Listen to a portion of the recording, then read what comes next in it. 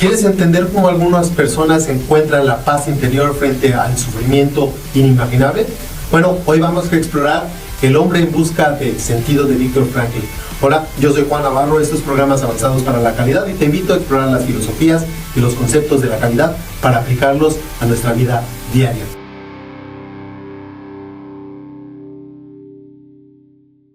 En su libro El hombre en busca de sentido, Viktor Frankl relata sus experiencias en los campos de concentración y explica cómo la logoterapia puede ayudar a las personas a superar la ansiedad y encontrar la satisfacción en la vida. Vamos a explorar el libro en tres partes.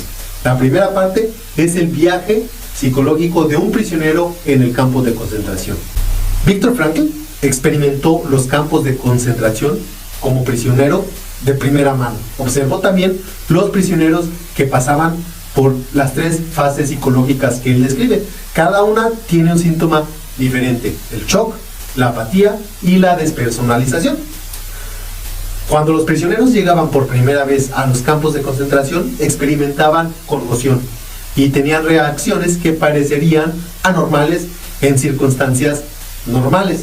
Pero Frankl explica que estas reacciones, como las falsas esperanzas de ser salvados, como el humor negro, como la curiosidad y la falta de miedo, eran normales dada la situación.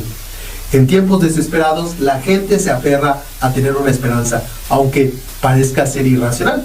Frankl fue testigo de todo esto en Auschwitz, donde los prisioneros creían que primero llegaban para hacer trabajos forzados, y la realidad era que más del 90% fueron enviados directamente a una muerte. A pesar de que se les ordenaba entregar sus posesiones, algunos de esos prisioneros se aferraban a pequeños objetos. Poco a poco, sus ilusiones, al igual que sus pertenencias, iban siendo despojadas a medida de que pasaba el tiempo. Iban perdiéndolo todo: su ropa, su cabello, y eran golpeados y ofendidos por ofensas menores. Frankl se daba cuenta entonces, en ese tiempo, que solo les quedaba su existencia desnuda.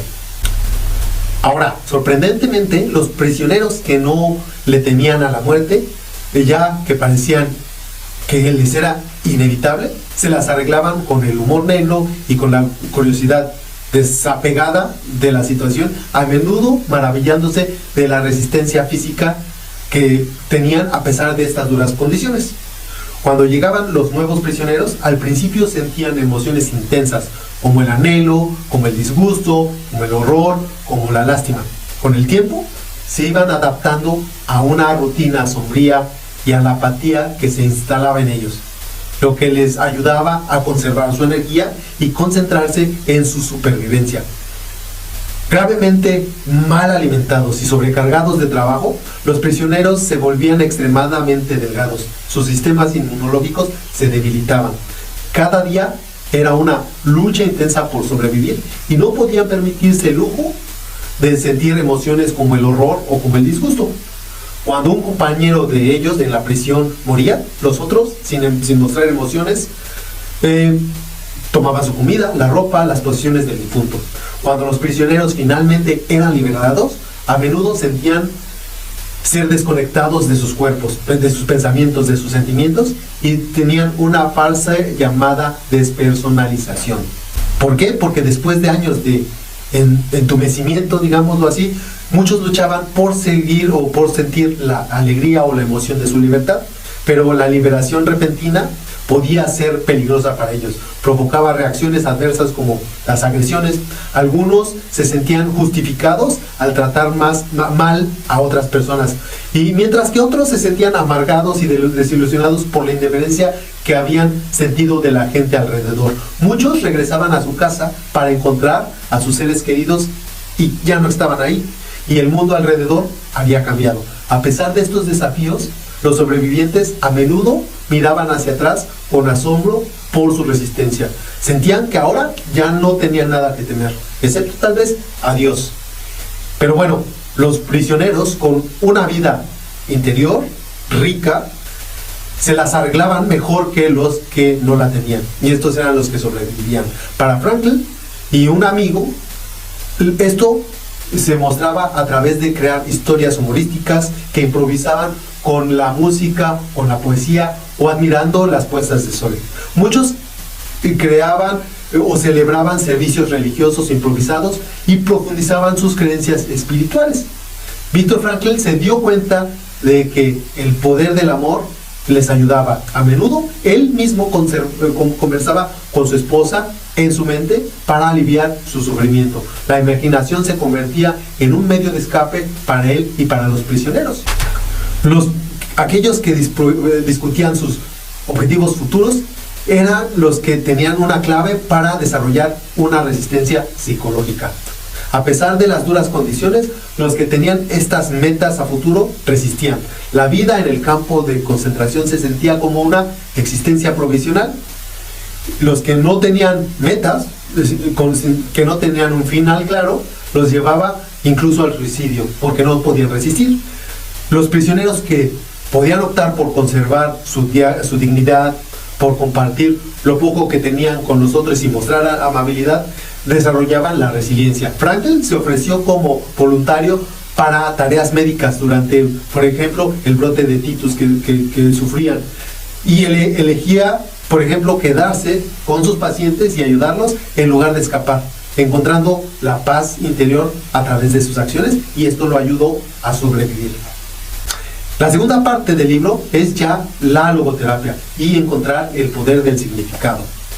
La logoterapia entonces proviene de la palabra griega logos, que significa significado. Es un tipo de psicología en el que se enfoca a encontrar el propósito de la vida. Sugiere que las personas están impulsadas por la necesidad de comprender su propósito y su valor. Las encuestas muestran que la mayoría de las personas dan prioridad a encontrar su significado, su valor, muy por sobre los bienes materiales.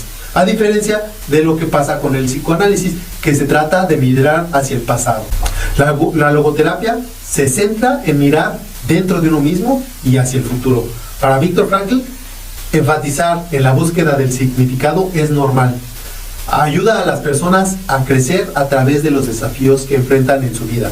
Por ejemplo, cambiar de carrera profesional para que coincida con el deseo personal de encontrar un significado es un ejemplo de logoterapia. Una buena salud mental significa lidiar con conflictos de una manera positiva. Las luchas intensas pueden ayudarnos a crecer. El significado de la vida es diferente para cada persona y puede cambiar con el tiempo. Para Víctor Frankl era que nuestras decisiones actuales formen nuestro futuro.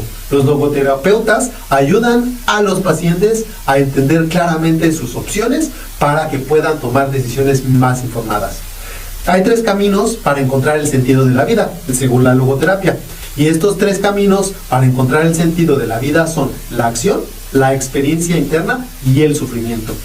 La acción significa que a través de nuestro trabajo, de nuestra familia, de las actividades sociales o espirituales que tenemos, encontremos el significado.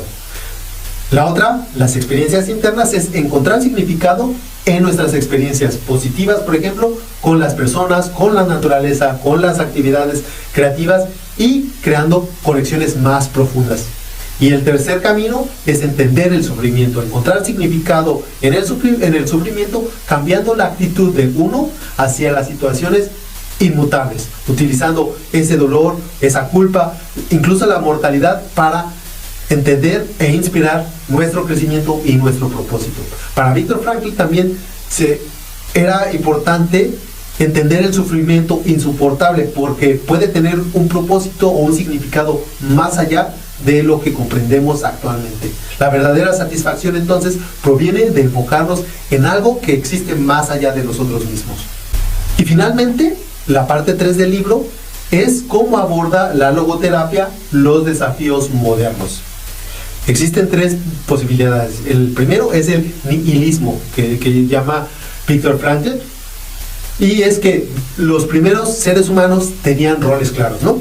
La libertad de hoy nos puede llevar a sentirnos un poco perdidos en esos roles. La logoterapia nos ayuda a abordar el sentimiento de que la vida puede perder el sentido si tenemos muchas opciones y nos puede sugerir que estas libertades modernas Y estas mejores condiciones de vida tienen un sentido para nosotros.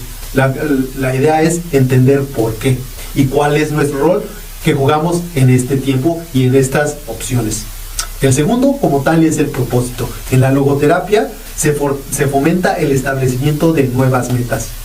La mirada hacia el futuro nos ayuda a las personas a ver sus vidas como autodeterminadas, que tenemos el control y que nos pueden llevar a llenar nuestro potencial al futuro.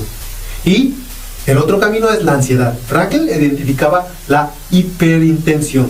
¿Qué quiere decir? Concentrarse demasiado intensamente en un objetivo. O la hiperreflexión, que quiere decir obsesionarse con problemas no deseados, como causas de la ansiedad. Para la logoterapia, entonces, debe contrarrestarse todo esto, ambas, con la intención paradójica, hacer lo contrario de lo que temes, y de la deflexión, alejarnos del enfoque de uno mismo. En esencia, la felicidad, la satisfacción no se pueden forzar. Esforzarse demasiado por ser feliz a menudo resulta contraproducente. Cuando te sientes infeliz, es posible que te estés sintiendo culpable, lo que empeora la situación. En lugar de buscar directamente la felicidad, es más efectivo encontrar las razones para hacerte feliz o para ser feliz. Eso es lo que dice la logoterapia. Es decir, es como contar un chiste para hacer reír a alguien en lugar de estarle ordenando que se ría. Del mismo modo, encontrar el sentido a la vida naturalmente le da esperanza, le da motivación y le da satisfacción. En El hombre en busca de sentido, Viktor Frankl comparte muy profundos conocimientos psicológicos e introduce al lector a la logoterapia, un sistema que desarrolló para aliviar la ansiedad y ayudar a las personas a encontrar el sentido en su vida. Esta convincente obra combina narraciones muy conmovedoras de la vida y la experiencia de Viktor Frankl en los campos de concentración, con una visión completa sobre la logoterapia y sus aplicaciones prácticas. Ahora la pregunta que muchos están formulando: ¿qué hay de las filosofías de calidad en este libro y con la logoterapia? Bueno, a través de historias, de ejemplos y de reflexiones, Frankl ilustra el profundo impacto que tiene un propósito en el bienestar humano. El propósito le da sentido a todo lo que hacemos, y esa es la parte fundamental de cualquier sistema, de cualquier filosofía y de cualquier filosofía de calidad. Punto. Sin propósito no puede haber calidad en un sistema, en nuestra vida. No puede haber ninguna filosofía en primer lugar.